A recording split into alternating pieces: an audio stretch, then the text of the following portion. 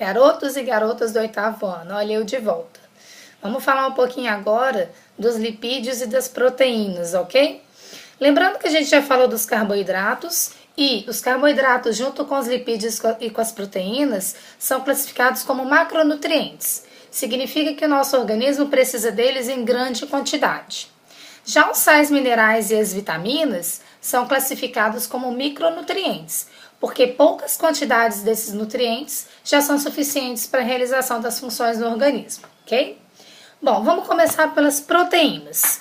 As proteínas são moléculas grandes formadas por pequenas moléculazinhas chamadas aminoácidos.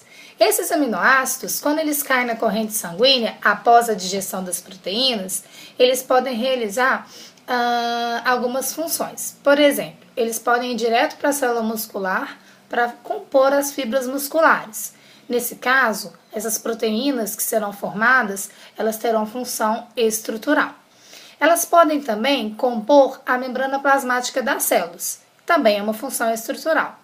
Além disso, esses aminoácidos eles serão utilizados para a fabricação de outros tipos de proteínas que são de função reguladora, que são as enzimas.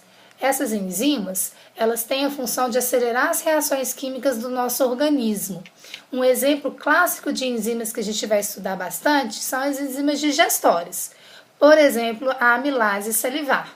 A amilase salivar é uma enzima, portanto é uma proteína, que digere o amido, que a gente ingere através da alimentação, ok? E ela atua na boca, faz parte da saliva. E existem muitas outras enzimas no nosso organismo. Basicamente, todas as reações químicas do nosso organismo são mediadas ou reguladas por enzimas, pela atividade enzimática, ok?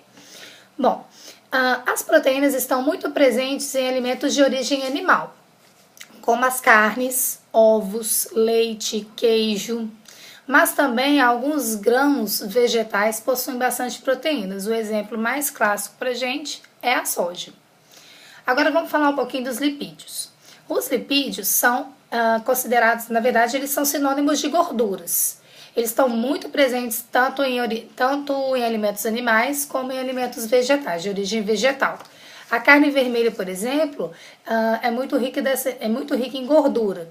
E os vegetais, eles são muito ricos em óleos. Tanto a gordura quanto os óleos são lipídios. A diferença entre eles é que a gordura, na temperatura ambiente, ela é sólida. E os óleos, na temperatura ambiente, eles são líquidos. O azeite, por exemplo, é um óleo que a gente encontra na temperatura ambiente na forma líquida, ok? A manteiga já é uma gordura que na temperatura ambiente ele tende a ficar sólido, beleza? Isso tudo aí é lipídio. Bom, os lipídios eles têm várias funções para o nosso organismo. Primeiro, que eles são uma reserva energética muito importante.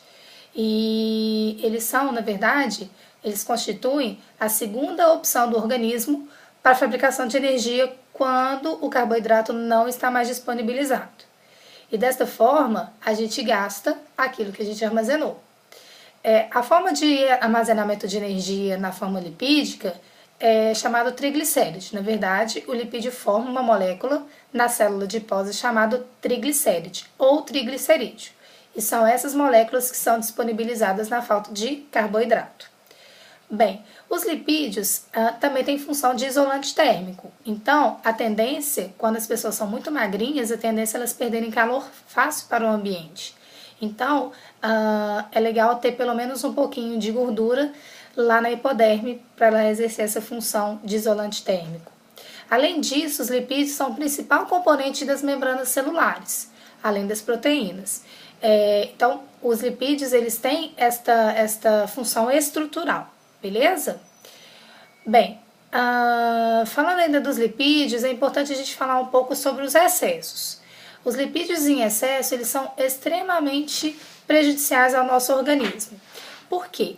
Eles podem se concentrar na corrente sanguínea e se eles encostarem numa parede de vaso sanguíneo, eles podem causar uma obstrução desta parede. E aí pode gerar um monte de doenças, por exemplo, a aterosclerose, que é uma doença do coração muito importante que pode levar a um infarto, ok? Bom, Agora eu gostaria que vocês respondessem para mim algumas perguntas. Primeiro, quais são as possíveis funções das proteínas?